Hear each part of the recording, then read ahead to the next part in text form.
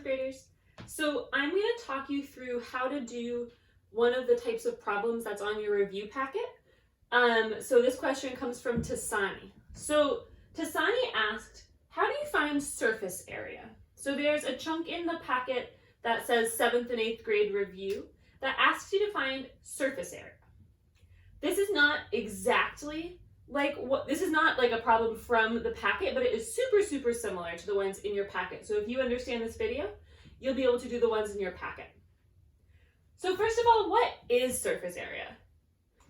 Surface area is like the outside of an object. It's like if you took wrapping paper and you wrapped up an object, in this case, a rectangular prism.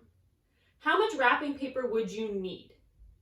It's a measure of how much outside the shape has. So it's really close to area. So if we think just about area, here's a rectangle. That is the worst rectangle I've ever drawn. Let's try again. There's a rectangle. It is 3 tall and 10 long.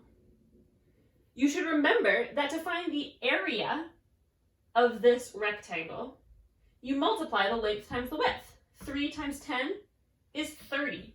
And we can understand that visually by drawing like little squares. So there's 3 on this side and then 10 on this side.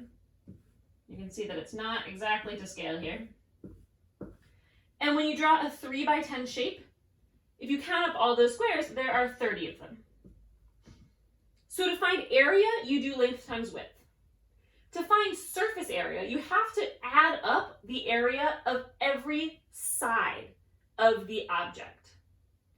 So how many sides does this object have and what do they look like? So this 3 by 10 actually counts as 4 of the sides on this rectangle. And it really helps if you have a really rectangular thing with you. Let's see, can I find one around me?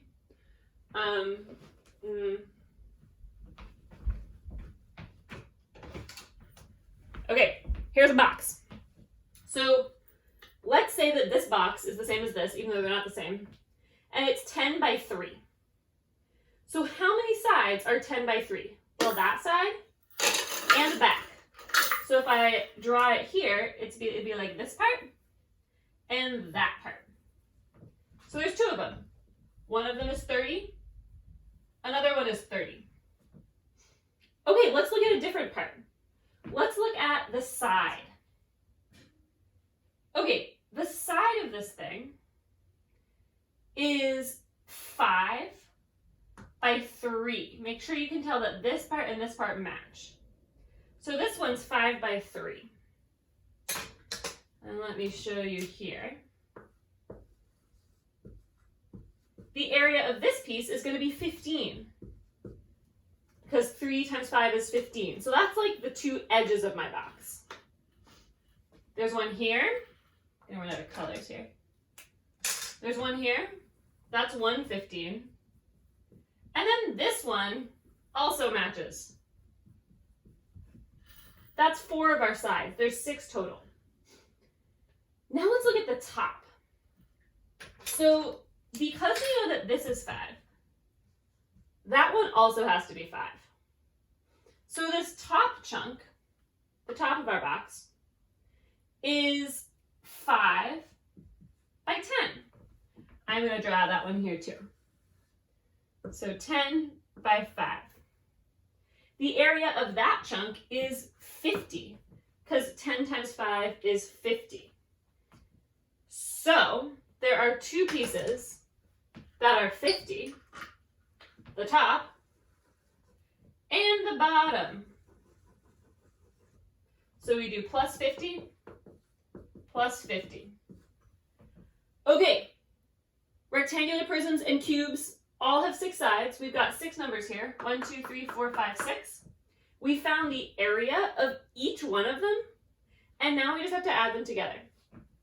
So if we add up all these numbers, 0, 0, 5, 10, still 10, so put the 0 down, carry the 1, 3, 6, 7, 8, plus 10 is 18, plus 1 is 19. So the surface area of this rectangular prism is 190 units squared. Okay, that's a little complicated, but all you're doing is measuring the side or the area of every side. So you have to figure out what the dimensions of each side are and then add them all together. One note, underneath this problem, there are some problems about cylinders that look like this. We have not learned about cylinders yet, and you actually won't learn about them till 8th grade. So if you are watching this video, you may skip the ones about cylinders. Just write, Ms. Stark said I don't have to do these, and I will remember if you write that down. Because you have not learned that yet, and you're not going to learn it till next year, so don't worry about it. Okay, let me know if you have additional questions, and good luck.